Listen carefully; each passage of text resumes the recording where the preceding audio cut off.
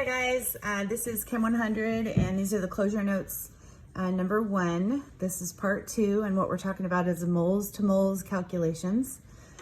And we're going back to our combustion of C3H8 and producing the CO2 and H2O. Remembering that each of these numbers represents moles or molecules. And what we're going to do first is define the term stoichiometry.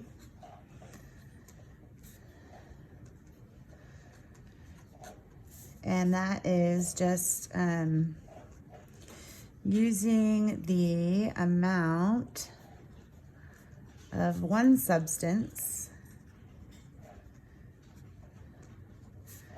to predict the amount of another substance.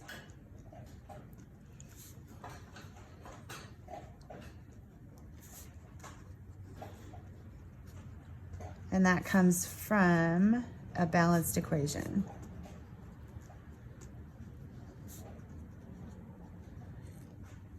Okay, so let's say that we are talking about one substance that we know about, and we're asked to find the amount of another substance. So we want to kind of picture in our head that we would have these moles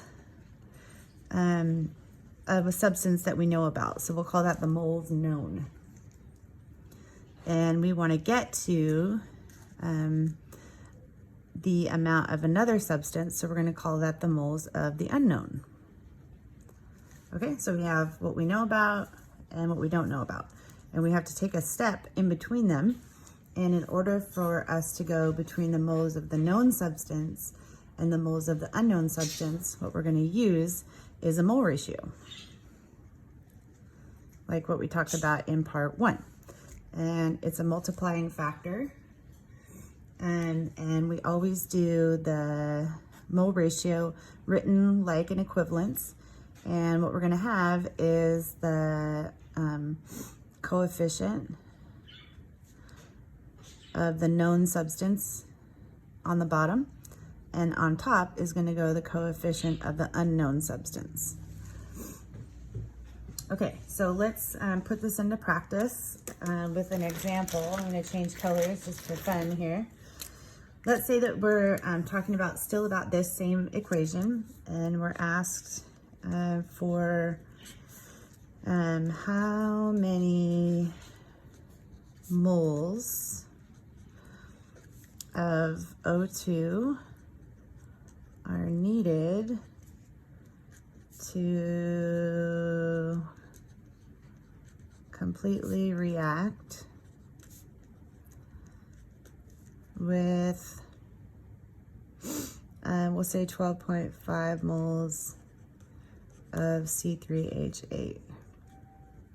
Okay, so this is our example number 1, and we'll do 2 examples.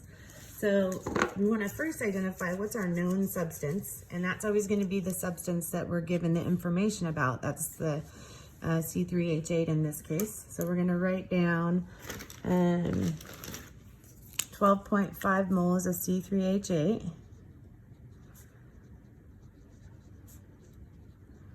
And then contemplate what our next move is, in keeping in mind that we're trying to get to the moles of O2. So over here, we're going to write moles of O2 because that's our goal.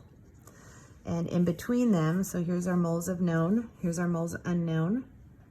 And in between them, we need a mole ratio between the 2 substances. So we're going to do times, and we're going to write an equivalence here. And using this equation, we're going to go, all right, so we know for every 1 mole of C3H8, we needed 5 moles of O2.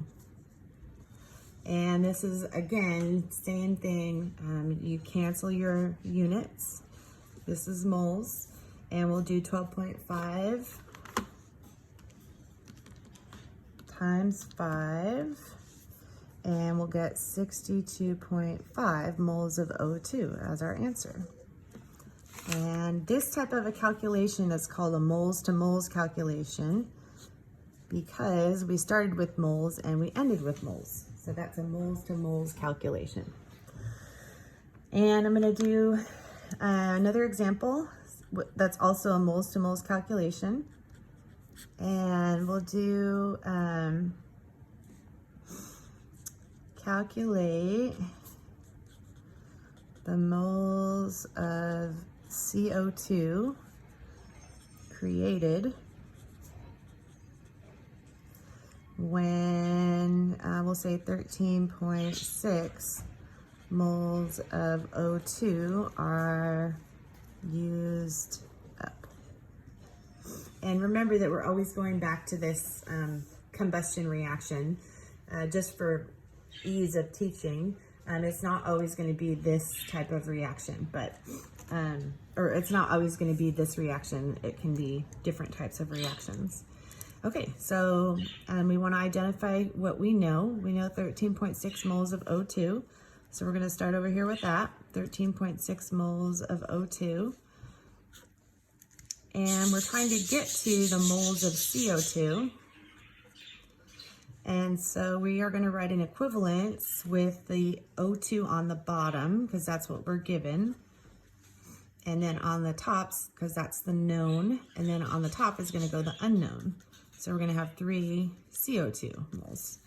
And our moles of O2 are going to cancel. And the math that we're going to do is 13.6 times 3 divided by 5. And we come up with 8.16 moles of CO2. Okay, and we started with 3 significant figures here. This is a multiplication problem. And so we're going to end with 3 significant figures here as well. And we did the same thing up here. Okay, so that's part 2. Thank you. Hope you're having a good day.